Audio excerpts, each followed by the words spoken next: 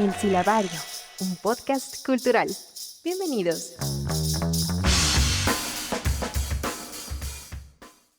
Bienvenidas, bienvenidos y bienvenides a un episodio más de El Silabario. Yo soy Ángel Conto y el día de hoy me encuentro en el Centro de la Imagen. Vamos a realizar un recorrido a lo largo de 30 años.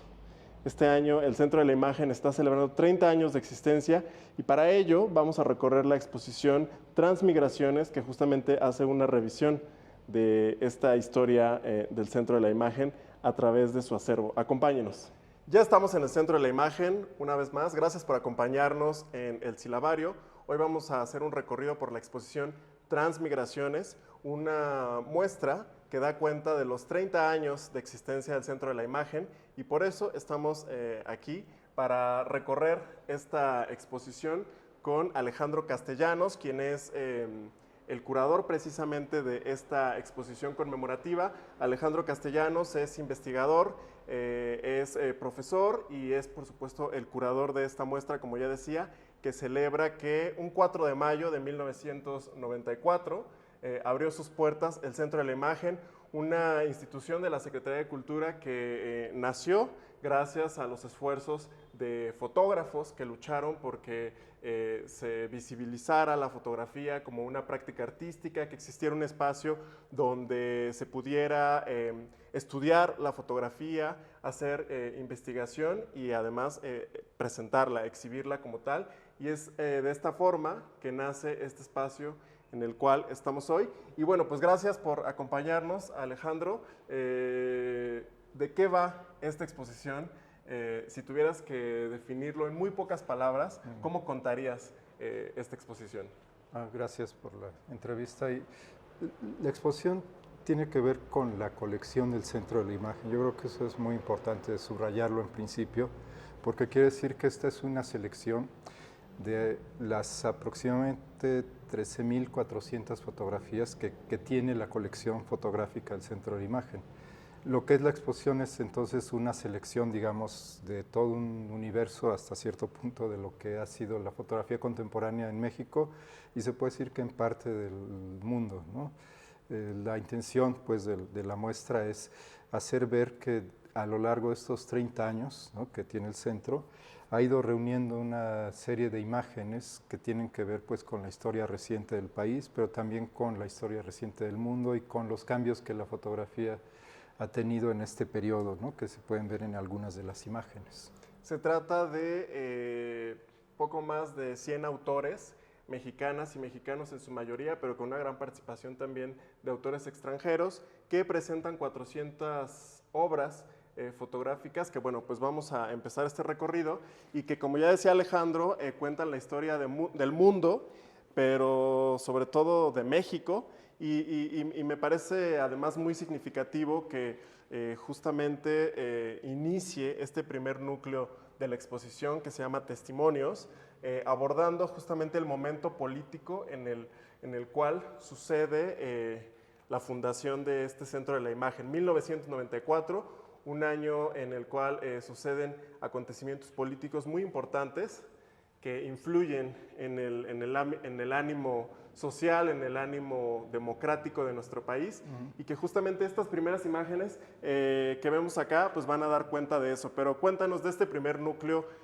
Testimonios, Alejandro. Claro, justo la idea es mostrar, digamos, cómo en los años 80, 90, ¿no?, y sobre todo, como bien dicen, en el 94, hay una transición social y política que hoy quizás se ve de la distancia, pero que cuando sucedió, digamos, los que fuimos testigos de este periodo, sabíamos que estaba transformándose el país, ¿no? Obviamente, bueno, se habla mucho del 68, ¿no?, como el antecedente, digamos, de todo el proceso que viene después, que es el de la transformación democrática de México, ¿no? En el fondo, digamos, esa fue la intención de que este recorrido, a pesar de que hay imágenes, digamos, de otros periodos también, ¿no?, y de otros momentos, centrarlo en el 94, ¿no?, y en ciertos momentos históricos, ¿no?, las campañas políticas, digamos, los juicios, incluso a la historia y a los presidentes de esa historia, ¿no?,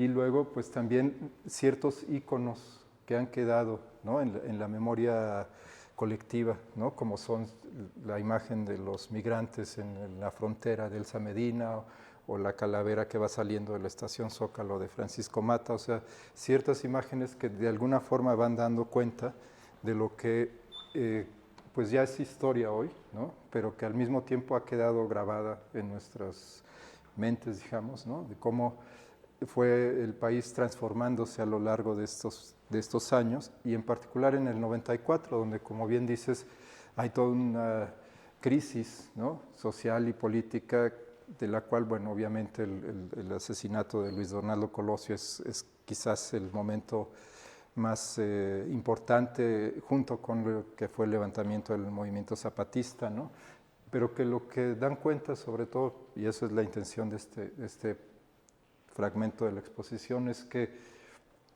el país estaba cambiando rápidamente, estaba sucediendo una crisis terminal de un sistema hegemónico que fue el del Partido Revolucionario Institucional en su momento, y que ese cambio iba a dar pie a una sociedad distinta, que es la que estamos viviendo hoy, ¿no?, una sociedad más abierta y más plural, ¿no?, en la que la confrontación política ya no solo se da de un solo lado, digamos, sino que hay varios frentes en los cuales está sucediendo este cambio político. Es muy interesante este espacio donde confluyen estas imágenes de 1994, porque me imagino que no ha de haber sido nada fácil hacer una selección entre un universo tan grande de fotografías. Aquí vemos, pues bueno, algunas imágenes muy crudas del asesinato, como ya explicabas, de Luis Donaldo Colosio, pero también vemos acá unas escenas como de todo ese contexto que se dio seguido de este asesinato o previo a este asesinato, ¿no? Hay por ahí unas imágenes que hasta podrían parecer fársicas, ¿no?, donde vemos, por ejemplo, a Camacho Solís susurrándole a Carlos Salinas de Gortari, y luego una imagen donde está Luis Donaldo Colosio con Camacho Solís carcajeándose cuando estaban ellos en la disputa de quién iba a ser el candidato, que finalmente no fue ninguno de los dos, ¿no?, ni el presidente. Vemos acá luego a Ernesto Zedillo en el ataúd, y bueno, también imágenes, como ya decías, de otros acontecimientos que estaban cimbrando a México, que tenían que ver con la violencia, con los cárteles de la droga, entre otras temáticas. Y bueno, entre las múltiples temáticas que aborda esta exposición, pues bueno, también se encuentran temas más contemporáneos. Ya iremos a dar un recorrido por la sección que habla justamente del levantamiento de LZLN en 1994, pero antes vamos a otro de los núcleos de la exposición, que tienen que ver con mutaciones, o es así como fue nombrado ese núcleo. ¿De qué trata, Alejandro? Bueno, mutaciones se refiere sobre todo a los cambios que la fotografía ha tenido en este periodo, justamente desde que el centro está funcionando, previos incluso, pero bueno, sobre todo de los años 90 para acá, y que es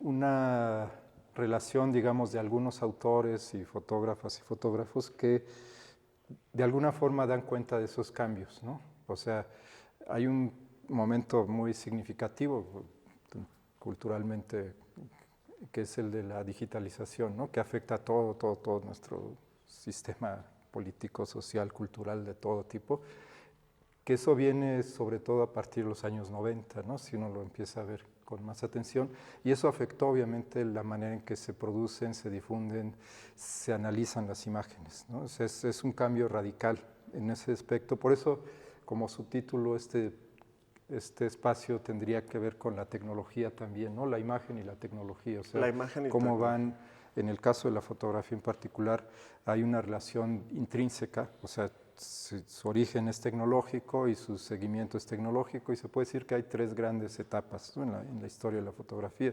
La primera, donde hay una serie digamos, de procesos que son fotográficos, pero que son muy diversos. La segunda, cuando se estandariza, digamos, estos procesos y se vuelve digamos, un medio que además circula profusamente a través de los medios impresos, ¿no?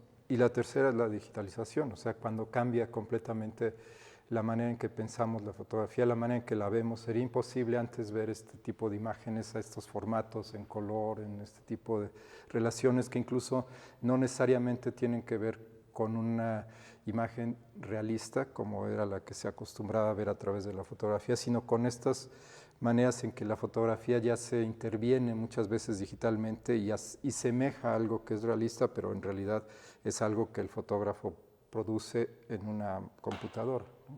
Qué interesante. ¿Qué autores vemos en este núcleo? Aquí hay una imagen gigantesca de Raquel Tibol, de la autoría de Pedro Meyer, que además hay que decir que Pedro Meyer y Raquel Tibol fueron de los principales impulsores de la fundación del Centro de la Imagen. Y me llaman mucho la atención estas imágenes, pero ¿qué otros autores vemos aquí? Pues mira, justo lo que acabas de comentar, eso creo que es muy significativo, porque fueron fundadores del antecedente del Centro de la Imagen, que es el Consejo Mexicano de Fotografía en los años 70. O sea, sin duda, por eso es como un homenaje, digamos, a Raquel Tibol, ¿no? Lo que está aquí, porque fue una figura fundamental, no como fotógrafa, sino como crítica de arte para impulsar lo que es el análisis de la imagen fotográfica. Y lo que vemos aquí, digamos, son imágenes, además de estas de Pedro Meyer, son de Gerardo Montiel, Fernando Brito y José Luis Cuevas.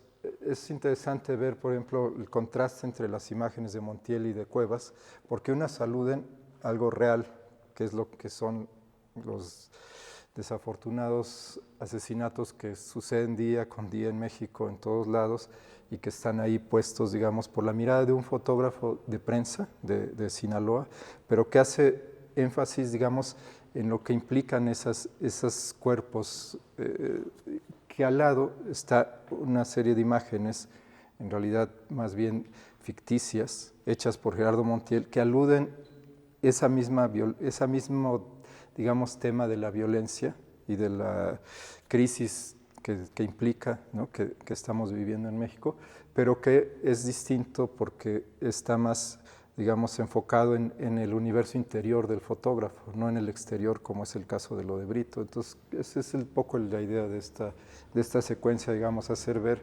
justo que la fotografía, por un lado, te sigue mostrando la realidad, pero por otro lado te la puede mostrar desde otro ángulo que tiene que ver más con el propio autor de las imágenes, ¿no? Wow. Sí, justo como no solo contar la historia del Centro de la Imagen a través de los años y de los acontecimientos registrados, sino justo de esa evolución de la imagen como también no solo desde lo técnico, sino como una categoría de análisis y como justamente una práctica artística que puede dar cuenta de esos procesos no solo creativos, sino en términos de jugar con los formatos, con las temáticas y con los abordajes. Claro. Y ahora estamos en otro núcleo. Este lleva por nombre Confluencias, y así como hay muchos autores mexicanos y mexicanas en esta exposición, esta parte aglutina fotógrafos y fotógrafas de otros países. Claro, es que es algo creo que muy importante para identificar lo que es el Centro de la Imagen como tal. No es un centro mexicano ni latinoamericano, es un centro internacional de fotografía. Desde el inicio fue pensado así. Y eso, en esta sección alude a eso, o sea, justamente como muchas veces los fotógrafos que forman parte de este espacio tienen que ver con exposiciones que se han presentado aquí, que luego ellos donaron parte de sus piezas o a veces la exposición completa, o bien con autores que en su momento han sido muy significativos para la historia de la fotografía de México o del mundo, ¿no? O sea, si vemos, por ejemplo, digo, los temas incluso tienen que ver, digamos, por un lado con las diferentes regiones, ¿no? Asia, Europa, América, ¿no? Pero a su vez con ciertos grupos o ciertos temas que aluden, por ejemplo, las ciudades, ¿no? Las ciudades en América, como puede ser Río, Sao Paulo, Los Ángeles, Brasilia, ¿no? De la cual hay una buena sección. Incluso algunas piezas de autores mexicanos, como Víctor Flores Olea, que también fue muy importante para la fundación de este lugar y para todo el desarrollo de la fotografía. Sus fotografías de París cuando él era diplomático, ¿no? Y estaba allá en París, son también reflejo de ese contexto, digamos, o de esa idea en la que los fotógrafos, por lo común, también está muy asociada la fotografía al viaje, ¿no? Siempre. Entonces hay fotografías de Venecia, de una comunidad judía ortodoxa en Israel, o sea, de una serie de la Ciudad de México tomadas por Helen Levitt, que es una fotógrafa de Estados Unidos. Es decir, hay una idea aquí también de mostrar que los fotógrafos por lo general también miran el mundo y lo miran, digamos, en diferentes lugares, ¿no? Parte de su tradición, digamos, como autores es salir al mundo, viajar, estar en otros lugares, y eso es lo que muestra un poco este núcleo, ¿no? A veces eso, a veces más bien, por ejemplo, como las de Luis Carlos Bernal, imágenes de las comunidades chicanas, ¿no? O de Charles Biasini, de la comunidad puertorriqueña en Estados Unidos, ¿no? Al lado de Ben Fernández, que tiene una serie de imágenes sobre Martin Luther King, o Wendy Watrice con imágenes de, digamos, los cementerios, el cementerio del Memorial de la Guerra de Vietnam. Entre todo esto, por ejemplo, hay una imagen, hay un libro, también hay 3 vitrinas que aluden lo que son los fotolibros, y hay un libro muy especial que es este libro de Eiko Hosoe. Eiko Hosoe es uno de los más importantes fotógrafos del mundo, japonés, que hizo este libro que él donó al Centro de la Imagen, fue de manera muy, muy generosa, ¿no? Son imágenes, es un libro clásico de la historia de la fotografía internacional, y es un libro especial porque, como se ve, está hecho de una manera muy particular, ¿no? Que tiene que ver con cierta tradición japonesa de los libros. Y las imágenes son de precisamente un escritor muy famoso, que es Yukio Mishima, ¿no? Es una de las piezas, digamos, estelares de la colección, porque obviamente increíble, sí. Es algo que refleja también cómo el centro ha sido parte de la historia de algunos fotógrafos reconocidos internacionalmente, como el propio Eiko, que tuvo una exposición en los años 90 en el centro, y luego vino él con un homenaje que le hicieron en Veracruz, de la Universidad Veracruzana, y vino a donar específicamente este libro al centro, ¿no? En recuerdo de la exposición que había tenido. Eso nos da una idea de lo que el centro también tiene como alcance o proyección internacional, ¿no? El respeto que ha generado en el mundo por su actividad.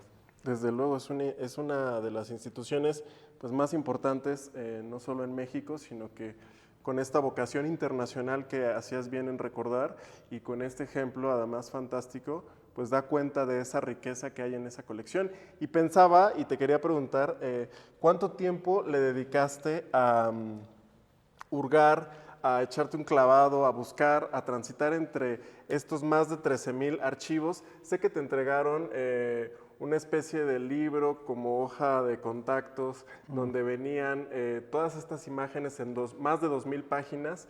¿Cuánto tiempo revisando más de 300 exposiciones de 3 décadas de trabajo, de los acervos que se han ido conformando por donaciones, como ya nos explicabas, del origen del Consejo Mexicano de la Fotografía? ¿Cuánto tiempo, cuántas noches dedicadas a esta curaduría? Bueno, en realidad yo tengo 40 años trabajando en la fotografía, o sea, ya es un rato largo, ¿no? Digamos, y en la investigación, pues, como 30, digamos, ¿no? Entonces, y bueno, estuve aquí 12 años como director en el centro. Entonces, conozco un poco los antecedentes, pero lo que han venido haciendo en años recientes, que ha sido muy afortunado, es hacer un índice, ¿no? De todas estas imágenes que están en este conjunto, y con ese índice pues uno puede identificar ciertos temas, ciertos aspectos, ¿no? Y obviamente en los últimos 2 años, que es lo que nos llevó a hacer esta exposición en particular, fue tratar de dar como una cierta forma a esta incursión que hicimos. Hay un antecedente también muy significativo, que son 3 números de Luna Córnea, que es la revista o la revista libro del Centro de la Imagen, que se hicieron entre 2011 y 2015 más o menos, que se llaman Viajes al Centro de la Imagen. Son 3 grandes tomos de, no sé, unas 400 páginas cada uno, que dan cuenta un poco también de lo que es esta colección, desde otras miradas de muchos autores que participaron en esas publicaciones, pero digamos que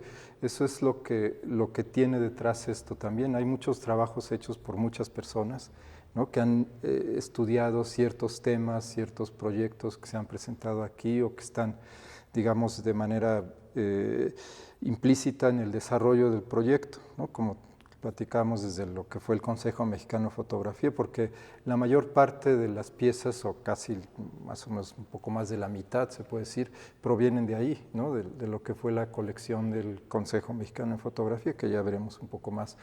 Pero se puede decir que el trabajo, digamos, nos implicó una cierta atención a estos temas en los que está dividida la exposición, ¿no? Testimonios como referencia de también un proyecto muy importante que tuvo que ver con el centro, que fue la Bienal de Fotoperiodismo, ¿no?, que se realizó entre el 94 y el 2005.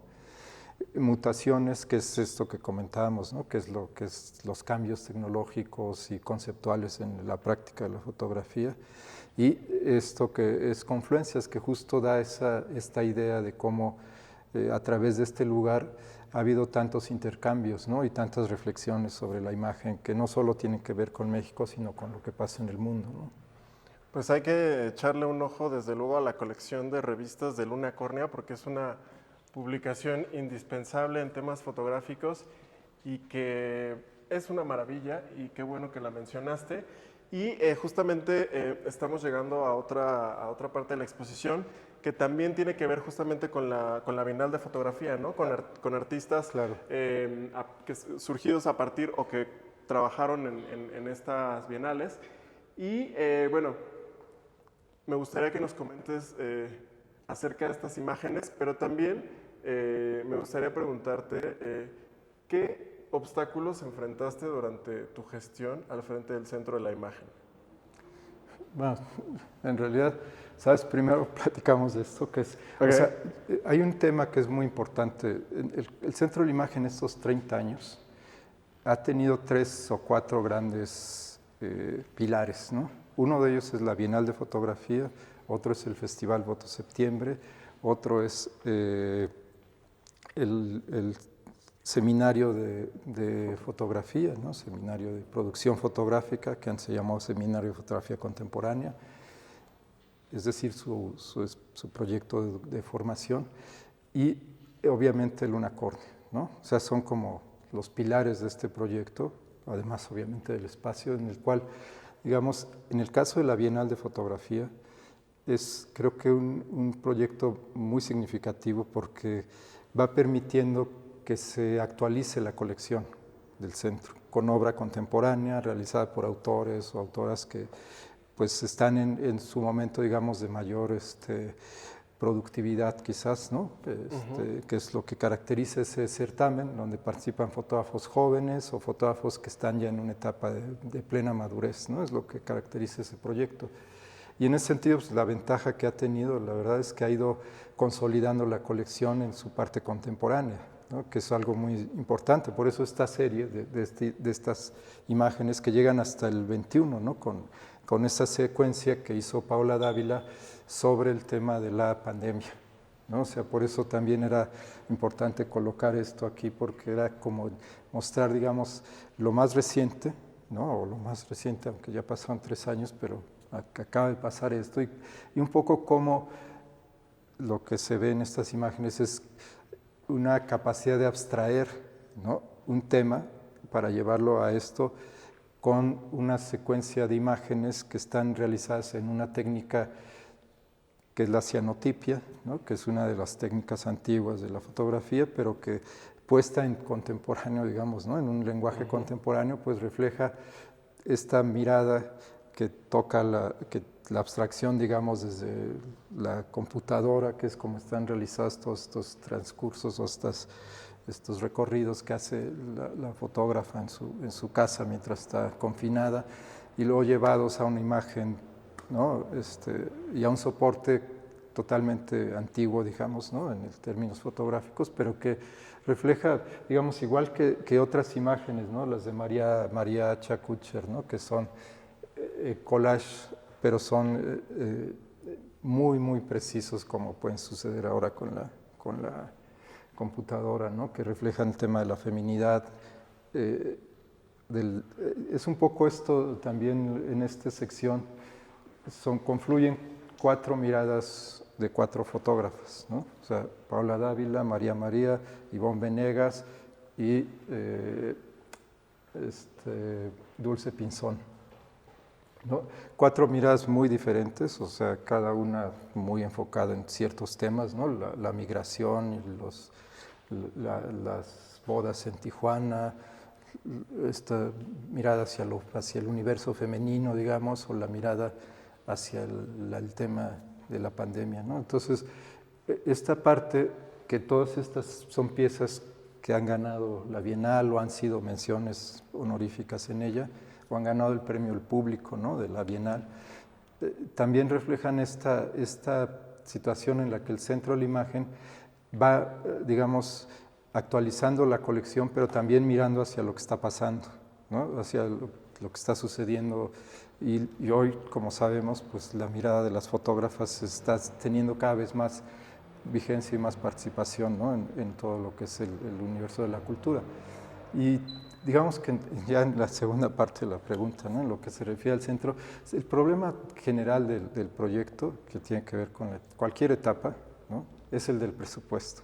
Claro. Obviamente, o sea, eso nunca alcanza, nunca es suficiente, y es un problema que tiene que ver pues con todo lo que implica el campo de la cultura, que nunca va a alcanzar el dinero obviamente para sostener estos proyectos, pero creo que si yo lo veo en términos de lo que es esta colección, lo que sería y lo que en su momento a mí me tocó, digamos, ¿no?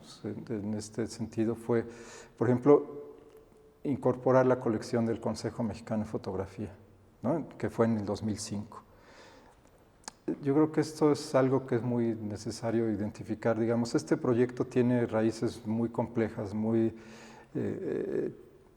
digamos, que tienen que ver, por un lado, con los fotógrafos, ¿no? Con los fotógrafos que han impulsado el proyecto, con los críticos, como Raquel Tibol, Olivier de Broas, ¿no? Que han sido gente muy importante en la consolidación de este proyecto, pero también, digamos, con todo un proceso de gestión que no se ve, como pasa mucho en todos estos lugares, en los que es muy complejo, digamos, enfrentar situaciones a veces de carencias, que bueno, pero para eso es el trabajo también, ¿no? Y uno tiene que hacerlo y salir adelante. Y en ese sentido el centro tiene, creo que una ventaja, que son los públicos que tiene, ¿no? O sea, siempre hay un público joven, por lo general, que pide o demanda que este lugar se mantenga activo, que haga pues, lo que hace, ¿no? Y creo que eso es lo que le da más sentido, ¿no? Sobre todo porque esa conexión con los públicos que están atentos es lo que permite también que vaya madurando y cambiando su programa. Muy bien, pues vamos a seguir en este recorrido por el Centro de la Imagen, aquí en el Silabario, y vamos a pasar ahora a visitar un espacio en el exterior del recinto, donde vamos a platicar acerca justamente, o a seguir platicando, de 1994. Seguimos en el Centro de la Imagen, haciendo un recorrido muy especial en el marco de su 30 aniversario. Estamos conversando con Alejandro Castellanos, quien curó la exposición Transmigraciones, que justamente hace una revisión de la colección del Centro de la Imagen, y que es lo que estamos conociendo esta tarde. Y ahora estamos en esta parte del centro que presenta una serie de imágenes que nos llevan nuevamente a ese 1994 convulso, que es el año en el que nace el Centro de la Imagen. Y cuéntanos, Alejandro, ¿de qué se trata esta parte de la exposición y cuál es el origen, ¿no? de cómo llegamos a este 1994?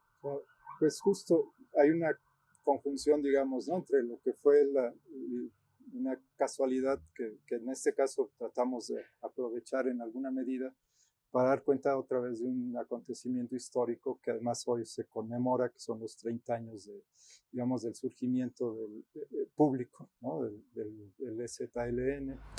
Y lo que hicimos en esta sección fue tomar como referencia, en principio, un poema de un periodista de Chiapas, Javier Molina, que escribió sobre un fotógrafo que es José Ángel Rodríguez, sobre la obra de este fotógrafo. El poema se llama La luz se revela. Y de ahí, digamos, hicimos una secuencia de imágenes que tiene que ver con una crónica, ¿no? La idea de una crónica, porque obviamente entre más conoce uno el tema, más se puede dar cuenta uno de que es sumamente complejo y que la fotografía puede reflejar cierto aspecto, pero no la complejidad del tema, ¿no? Entonces, en principio lo que sí ubicamos fue que era importante para hacer una crónica partir no del 94, sino del 92, cuando hubo una marcha en Chiapas, en San Cristóbal, que generó una imagen icónica que hizo Antonio Turok, que es cuando están derribando la estatua del conquistador Diego de Mazariegos, ¿no? en Chiapas, y que son el mismo grupo, por lo que se sabe, que después iba a regresar a San Cristóbal ya en el 94 para tomar la ciudad, ¿no? Como sabemos, la noche del 31 de diciembre, y a partir de ahí empezar a dar a conocer sus demandas, ¿no? Que fueron las que con el paso del tiempo pues hemos ido conociendo cada vez también con más atención, no solo a lo que fue el hecho armado, ¿no? De tomar las ciudades y todo lo que ocurrió en esos primeros días en los que prácticamente se vivió una guerra, ¿no? Sino también en lo que viene a ser después el desarrollo de este movimiento, ¿no? En el cual de alguna forma lo que en el caso mexicano relacionó es todo un proceso que viene sucediendo en América Latina en los últimos años, que tiene que ver con la emergencia de la demanda de los pueblos indígenas por sus derechos.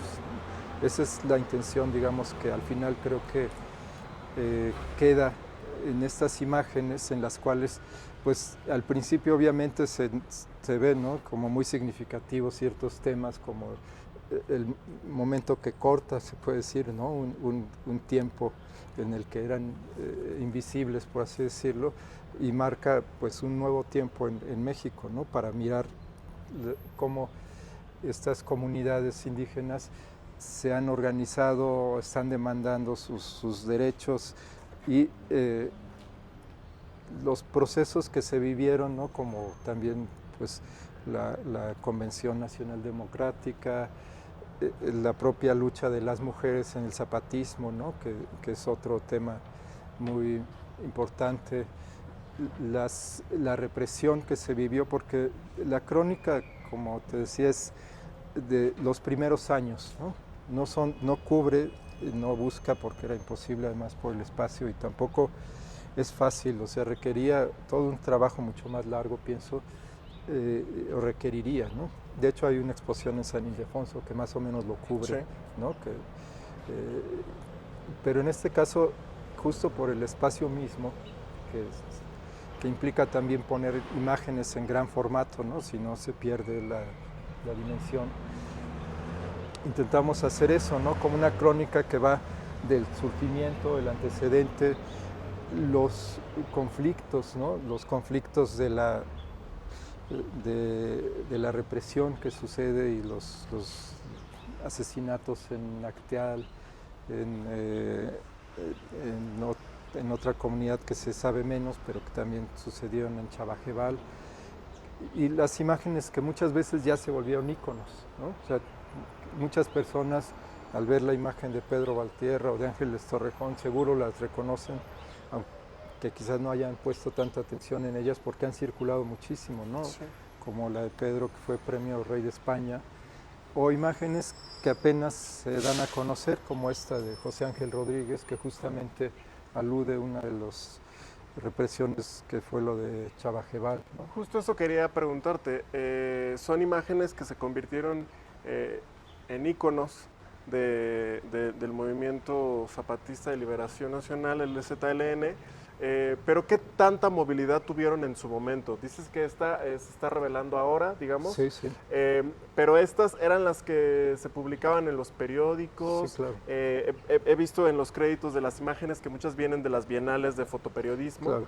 Pero ¿cómo se socializaban en ese entonces estas imágenes? Ahora nos parecería lo más natural verlo en el teléfono, en las redes sociales.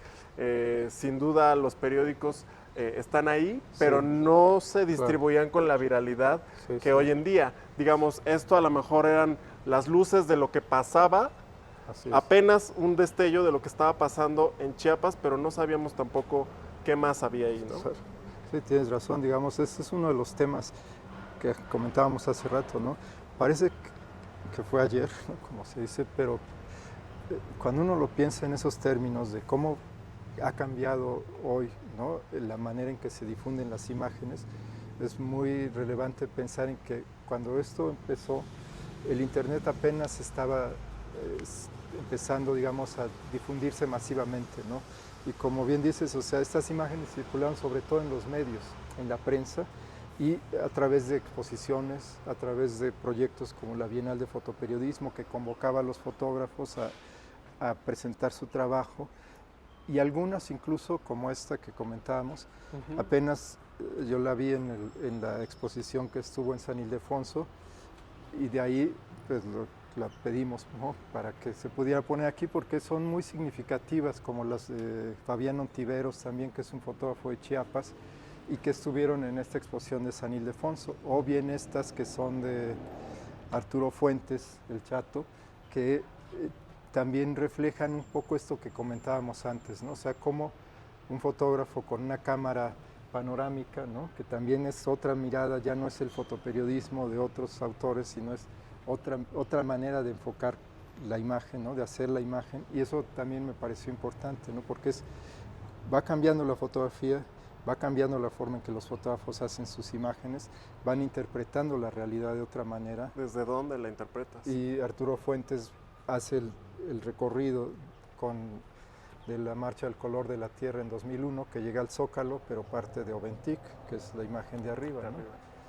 Y cerramos justamente con una imagen que no es fotográfica, ¿no? Que es una imagen muy importante en la historia del movimiento zapatista, porque fue un mural que se pintó en el 98 en la comunidad de Taniperla para celebrar la fundación de un municipio autónomo, ¿no? El municipio autónomo Flores Magón. Un profesor de la Universidad Autónoma Metropolitana Xochimilco, ¿no? Es Sergio Valdés Rubalcaba, el checo. Estuvo ahí, le pidieron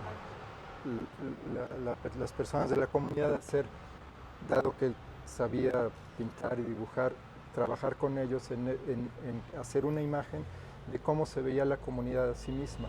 Y él estuvo trabajando con 12 personas de las comunidades, y este mural representa cómo se ven a sí mismas las comunidades del zapatismo. A mí me interesó mucho, después de leer algunos libros, la historia precisamente, y presentarla aquí porque es una reproducción más de un mural que se ha reproducido en muchos lugares, precisamente por dar cuenta de la mirada hacia las propias comunidades, ¿no? Cómo se ven a sí mismas, cómo trabajan, cómo están relacionadas con los guerrilleros, ¿no? Y cómo se sienten protegidas por esa condición, digamos, ¿no? Para poder desarrollar su vida. Entonces, este mural, como que de alguna forma, para mí fue una idea de decir, bueno, esto sigue y seguirá, porque es como las comunidades indígenas se ven a sí mismas, y no solo en Chiapas, sino en otros lugares como Oaxaca, por ejemplo. Y creo que también la idea es romper o sea, el centro de la imagen es un centro que básicamente es de fotografía, pero muchas veces ha presentado otro tipo de piezas que no solo fotográficas, sobre todo video, instalaciones, y en este caso, bueno, pues poner una imagen pictórica de origen, ¿no? Creada por las propias comunidades, me pareció una manera de cerrar este recorrido, ¿no? Por el tema. Muy bella, hay que venir a verla. Y bueno, pues vamos a la parte final de este recorrido.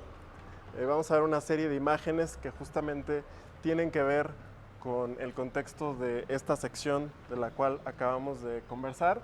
Así que acompáñenos y no dejen de venir al Centro de la Imagen. Seguimos conversando con Alejandro Castellanos. Estamos en el Centro de la Imagen, visitando esta magna exposición que celebra los 30 años precisamente del Centro de la Imagen, y platicábamos antes del levantamiento del EZLN en 1994 en México, pero ahora estamos en una sección que nos lleva en el tiempo un par de décadas atrás para tratar de entender cómo llegamos a ese 1994. Claro. Esta sección, Confluencias, comienza con una crónica o una visión de la Guerra Fría. Así es. Es un hecho que, digamos, la colección del centro en parte recoge esto que fue la Guerra Fría, y en parte porque tiene en una cantidad significativa de piezas lo que es la vida en Alemania dividida, en la República Federal Alemana y la República Democrática Alemana. Eso es lo que muestra esta serie de imágenes, que es la vida cotidiana, digamos, en estos dos países en ese tiempo, que es el fin de la guerra, de la Segunda Guerra, es el inicio del campo ideológico dividido entre la Unión Soviética y los Estados Unidos y todo lo que eso implicó para el mundo, ¿no? Hasta la caída del muro, que al final de este recorrido por Alemania está precisamente una foto de Christa Kouri, donde se ve el muro ya derribado, digamos, y los antecedentes, digamos, el vínculo que esto tiene con la sección latinoamericana de la colección es muy significativo, porque obviamente si uno piensa en la Revolución Cubana, piensa uno en la crisis de los misiles, en el Che Guevara, en las posteriores crisis que se van marcando al paso del tiempo, ¿no? Como la serie Lourdes Grobet, que alude justamente la tragedia, digamos, del exilio cubano, ¿no? También, o sea, que el fin...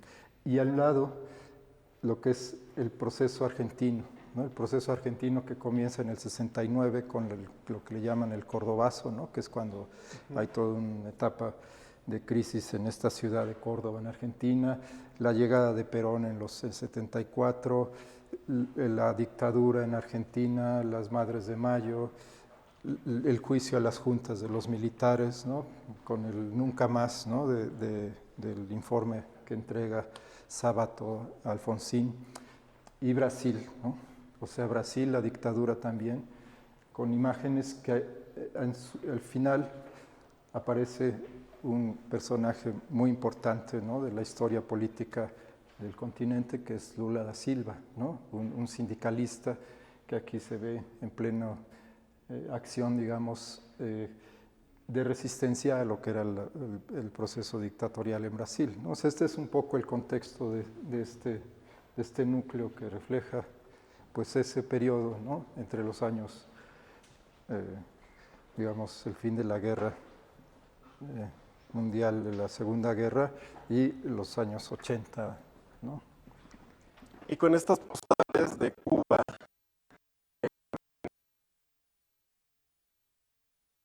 nos toca ahora mirar hacia las comunidades indígenas en México, y llegamos volvemos a este núcleo, o forma parte de esta sección del núcleo Testimonios, con el cual comenzamos este recorrido, y se llama Comunidades Indígenas. Así es. Sí, de hecho, como comentábamos en el caso del zapatismo, o sea, el zapatismo es un reflejo de algo que es mucho más amplio, que son todos los movimientos indígenas que suceden no solo en México, sino en América Latina.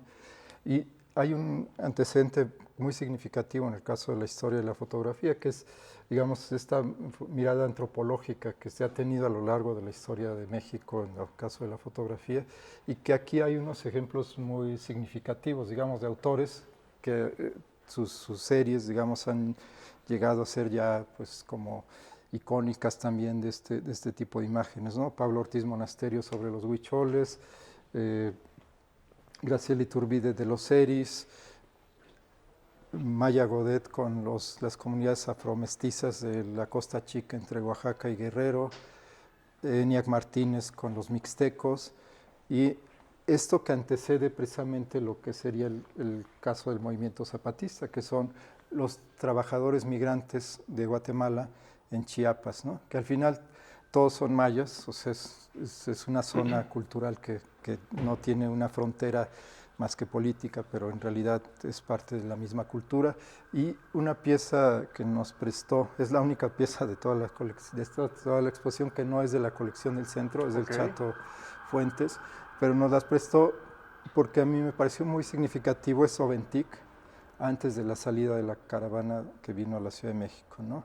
Y es un heliograbado que también es una técnica de impresión antigua, ¿no? Y esto nos da pie, digamos, a otra parte de la exposición, que es como el túnel que te lleva al zapatismo, ¿no? O sea, y hablando de la Guerra Fría que vimos antes, es el eco de la Guerra Fría en Centroamérica, ¿no? Como sabemos, o sea, desde el 54, cuando fue la caída de Jacobo Arbenz en Guatemala, ¿no? Por un golpe de Estado propiciado por los Estados Unidos, empieza a haber una serie de guerras, de guerrillas, primero en Guatemala, pero luego también Nicaragua, El Salvador, que son este muro, ¿no? Guatemala, Nicaragua, El Salvador. Y lo que eso implicó en el caso mexicano también, que fue en los años 80 el desplazamiento de comunidades completas de indígenas guatemaltecos que cruzaron la frontera hacia México y que se generaron campamentos de refugiados, que son la última serie que se muestra aquí. Pues qué importante esta exposición Transmigraciones, una mirada a la colección fotográfica del Centro de la Imagen. Nos dio mucho gusto que nos hayas acompañado en este recorrido, que nos hayas guiado a través de esta historia, que es la historia de México, pero es también la historia del mundo y la historia del Centro de la Imagen. Vengan al Centro de la Imagen, la exposición va a estar hasta el 31 de julio. Así es. El Centro de la Imagen se encuentra muy cerca del Metro Valderas, en el Centro Histórico de la Ciudad de México. Es un espacio de la Secretaría de Cultura que justo en el contexto de estos 30 años presenta Transmigraciones, una exposición compuesta por más de 400 piezas, más de 100 autores, una gran variedad de temas, ¿no? De historias, de visiones, de asomarse a muchas historias que se cuentan a través de la lente de estos fotógrafos y, por supuesto, este recorrido que hicimos un poco a lo que pasaba en 1994, que es el año de fundación del Centro de la Imagen. Entonces, vengan a recorrer esta exposición. Muchas gracias, Alejandro Castellanos. ¿Te gustaría agregar algo más?